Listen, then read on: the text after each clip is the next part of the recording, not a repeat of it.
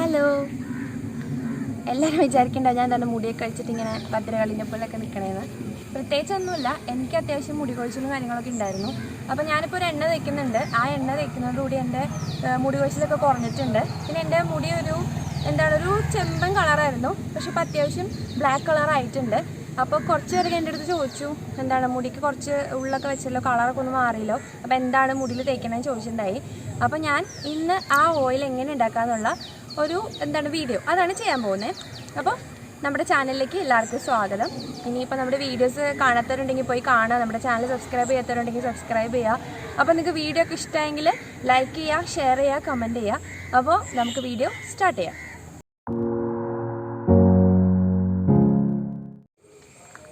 അപ്പോൾ ഇതേ നമ്മൾ എണ്ണ ഉണ്ടാക്കാൻ പോവുകയാണ്.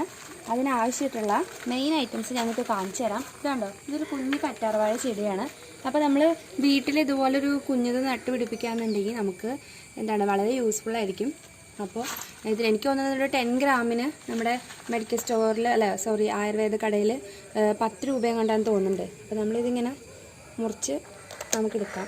ജസ്റ്റ് കട്ട് ചെയ്തെടുക്കണം കേട്ടോ, അതിൻ്റെ ആ കുറ്റി അവിടെ തന്നെ നിർത്തണം.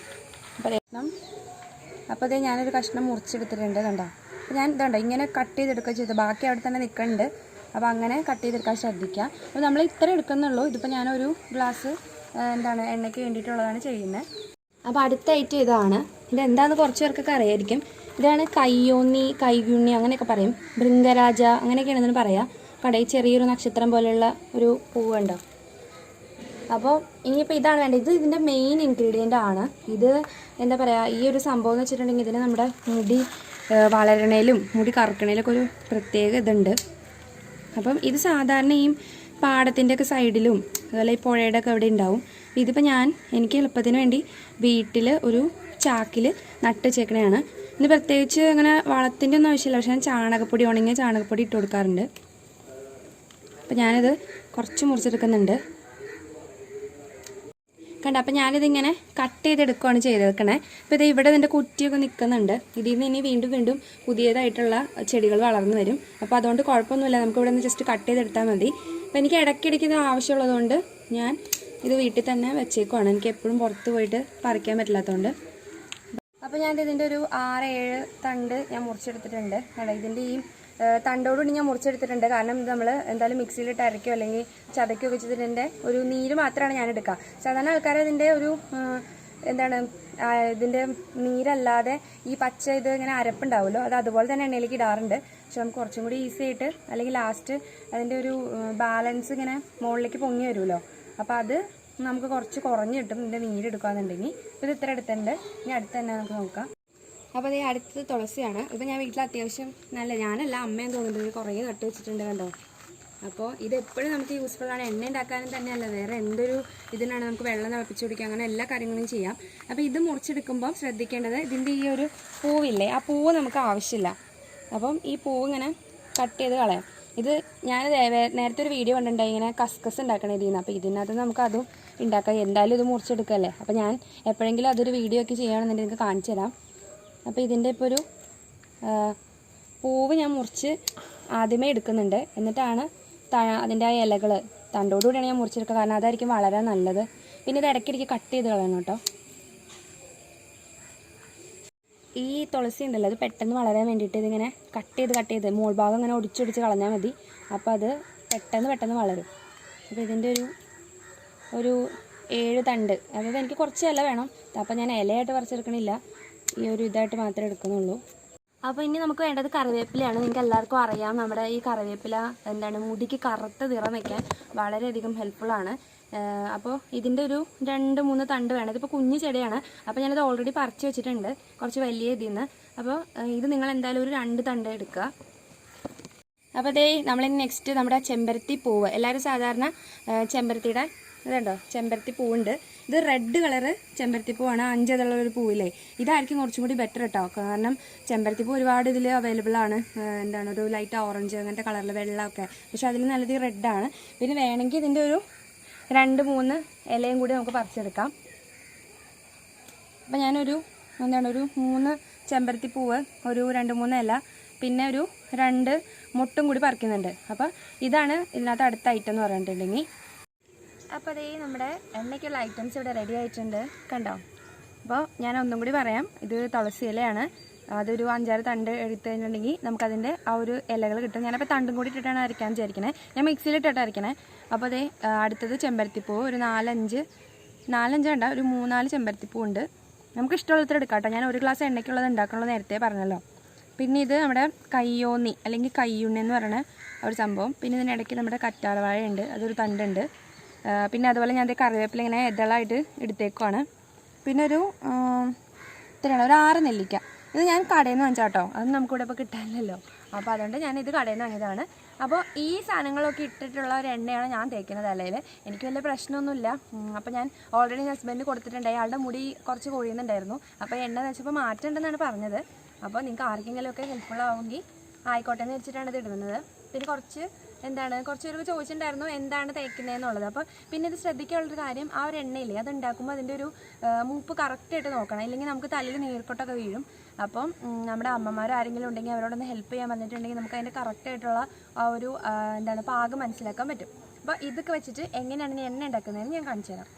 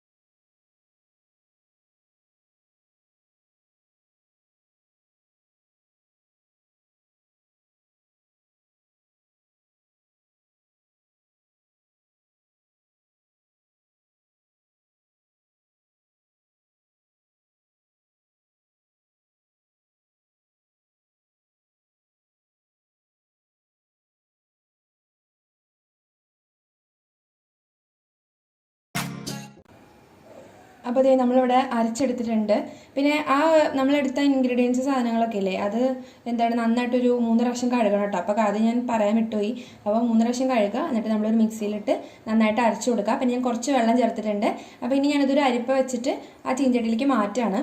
അപ്പോൾ കുഴപ്പമില്ല, ആദ്യം ആ ഒരു നമ്മുടെ ഇതിൻ്റെ നീര് എടുത്തിട്ട് ജസ്റ്റ് ഗ്യാസോ അല്ലെങ്കിൽ അടുപ്പോ എന്തെങ്കിലും കത്തിച്ചിട്ട് അതിലേക്ക് എണ്ണ ചേർത്ത് കൊടുത്താൽ മതി. അപ്പോൾ അതേ നമ്മളിതിവിടെ അരിച്ചെടുക്കുകയാണ്. അപ്പോൾ ഞാനൊരു ഇരുമ്പിൻ്റെ ചീഞ്ചട്ടിയാണ് എടുത്തിരിക്കുന്നത്. നമ്മളിവിടെ എണ്ണ കാച്ചാൻ വേണ്ടി എടുക്കാറുള്ളതാണ്. അതുപോലത്തെ തന്നെ ഒരു ചീഞ്ചട്ടി എടുക്കാൻ ശ്രദ്ധിക്കുക, അല്ലെങ്കിൽ നമ്മുടെ എണ്ണ ചൂടായി വരുമ്പോൾ കുറച്ച് ബുദ്ധിമുട്ടായിരിക്കും ചെയ്യാനായിട്ട്. അപ്പോൾ ഈ ഒരു ഗ്ലാസ് ഉണ്ട്. അപ്പോൾ എനിക്ക് ഈ ഒരു ഗ്ലാസ്സിൽ ഒരു 1.5 ഗ്ലാസ് ഈ ഒരു നീര് ഞാൻ എടുത്തിട്ടുണ്ട്. അപ്പോൾ അത്രയും തന്നെ വെളിച്ചെണ്ണ, നമുക്ക് എത്ര ഈ നീര് കിട്ടുന്നുണ്ടോ അത്രയും തന്നെ വെളിച്ചെണ്ണ നമ്മൾ നോക്കുക. അപ്പോൾ ഫസ്റ്റ് ഈ നീര് എന്തോരമുണ്ട് നമ്മൾ അളന്ന് നോക്കിയതിന് ശേഷം മാത്രം നമ്മുടെ വെളിച്ചെണ്ണ ഇത് നോക്കുക. അപ്പോൾ നമ്മളിങ്ങനെ ആട്ടിയെടുത്ത വെളിച്ചെണ്ണയൊക്കെ ഉണ്ടാവില്ലേ, അതോ അല്ലെങ്കിൽ നമ്മൾ കടയിൽ നിന്ന് മേടിക്കുന്ന കോക്കനട്ട് ഓയിലോ അല്ലെങ്കിൽ പാരച്യൂട്ടിൻ്റെ സാധാരണ വെളിച്ചെണ്ണയുടെ ഒരു പാക്ക് ഉണ്ടാവുമല്ലോ, ഒരു ബ്ലൂ കളർ. അപ്പോൾ അത് ഏതായാലും നമുക്ക് കുഴപ്പമില്ല. അപ്പോൾ ആദ്യം ഇത് അളന്നെടുത്തിട്ട് നമ്മൾ എണ്ണ എടുത്തിട്ടാണ് ചെയ്യുന്നത്.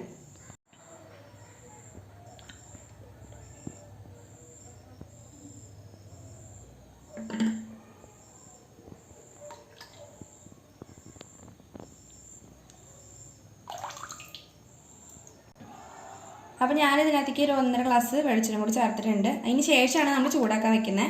അപ്പോൾ ഒരു 45 മിനിറ്റ്സ് എന്തായാലും എടുക്കും. അപ്പോൾ ഇടയ്ക്കിടയ്ക്ക് നമ്മളൊന്ന് ഇളക്കി കൊടുക്കുക. അതുപോലെ ഹൈ ഫ്ലെയിമിൽ ഇട്ടിട്ട് ഇതൊന്ന് തിളച്ച് വരുന്ന ആ സമയത്ത് നമ്മൾ ലോ ഫ്ലെയിമിലേക്ക് ആക്കുക. ഇടയ്ക്കിടയ്ക്ക് ശ്രദ്ധിക്കണം, ഇളക്കി കൊടുത്തുകൊണ്ടിരിക്കണം. അപ്പോൾ നമുക്കിനി ഇത് ഉണ്ടാക്കാം. അപ്പോൾ അതേ നമ്മളിവിടെ ഇതെടുത്ത് വെച്ചിട്ടുണ്ട്. അതുപോലെ നമ്മൾ ഗ്യാസ് കത്തിച്ചു, ഹൈ ഫ്ലെയിമിലാണ്. ഇനി നമുക്ക് ചെയ്യേണ്ട ഒരു കാര്യം, ഒരു കറിവേപ്പില, ഒരു വേപ്പിലയുടെ ഒരു ഇല നമ്മൾ ഇതിലേക്ക് ഇട്ട് കൊടുക്കാം. അത് എന്തിനാണെന്ന് വെച്ചിട്ടുണ്ടെങ്കിൽ ഈ എണ്ണ പാകമാകുമ്പോൾ നമ്മുടെ ഈ വേപ്പില ഫ്രൈ ആയിട്ട് വരും. അപ്പോൾ അതിൻ്റെ ഒരു കളർ മാറുന്നതും അതിൻ്റെ ഒരു ഒരു മൂപ്പ് അനുസരിച്ചിട്ടായിരിക്കും ഈ എണ്ണയുടെ പാകം നമ്മൾ തീരുമാനിക്കുക. അപ്പോൾ ആദ്യമേ തന്നെ അത് ഇട്ട് കൊടുക്കാം. ആ ഒരു ടൈം ആകുമ്പോൾ അത് കറക്റ്റ് ഫ്രൈ പോലെ വരും. അപ്പോൾ അങ്ങനെ നമുക്കത് മനസ്സിലാക്കാം.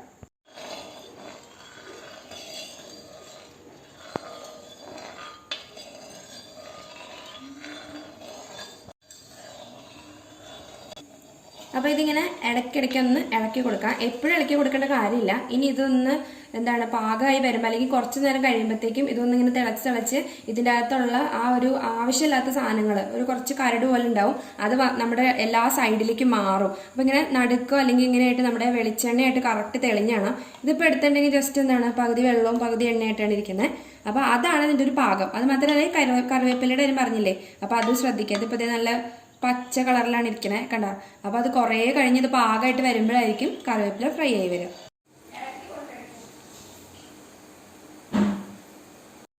ഇപ്പോൾ ഒരു 15 മിനിറ്റ് ആയിട്ടുണ്ട്. ഇപ്പോഴും നമ്മുടെ ഇത് തിളച്ച് മീൻസ് റെഡി ആയിട്ടില്ല.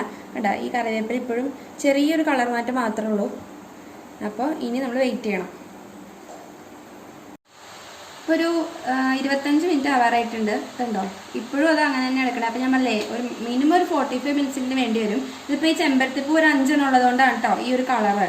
അപ്പോൾ ഇതിൻ്റെ ഇൻഗ്രീഡിയൻസിൻ്റെ മാറ്റങ്ങൾ വരുന്നതനുസരിച്ച് കളറിന് വ്യത്യാസം വരും, അല്ലാണ്ട് വേറെ പ്രശ്നമൊന്നുമില്ല. ഇപ്പോൾ കണ്ടോ? ആ കറക്റ്റ് ഒരു 25 മിനിറ്റ് കഴിഞ്ഞിട്ടുണ്ടെന്ന് പറഞ്ഞില്ലേ, അപ്പോഴത്തേക്കും ആ ഒരു നമ്മുടെ ഈ സൈഡിലേക്ക് ഈ കരട് പോലെ വന്നു തുടങ്ങി. ഇതിൻ്റെ ഒരു ഇത് കണ്ടോ? ഇപ്പം നടുക്ക് മാത്രം എണ്ണ തിളയ്ക്കുന്നുണ്ട്, ബാക്കിയുള്ളതെല്ലാം സൈഡിലേക്ക് വന്നു. അപ്പോൾ ഇത് കുറച്ച് ഭാഗമായിട്ടുണ്ട്, പക്ഷെ കംപ്ലീറ്റ് ആയിട്ടില്ല. കംപ്ലീറ്റ് ആണെങ്കിൽ ഈ ഇല ഒന്ന് നന്നായിട്ട് ഫ്രൈ ആയി വരണം.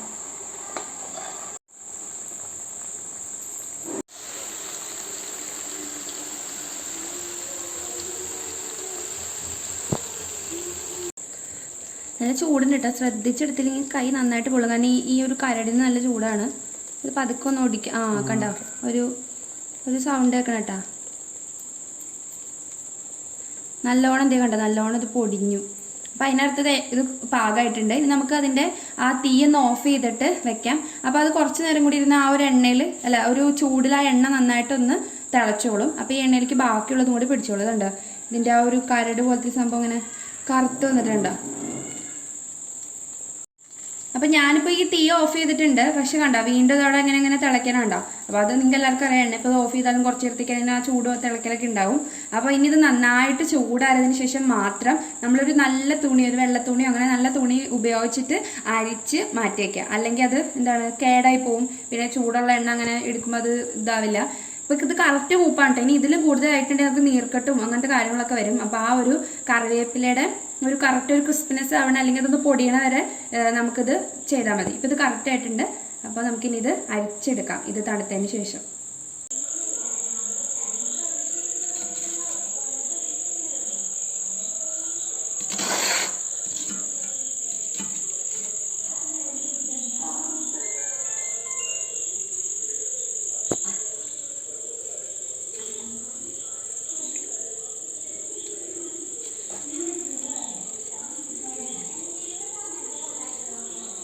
കുറച്ച് ഒഴിക്കും.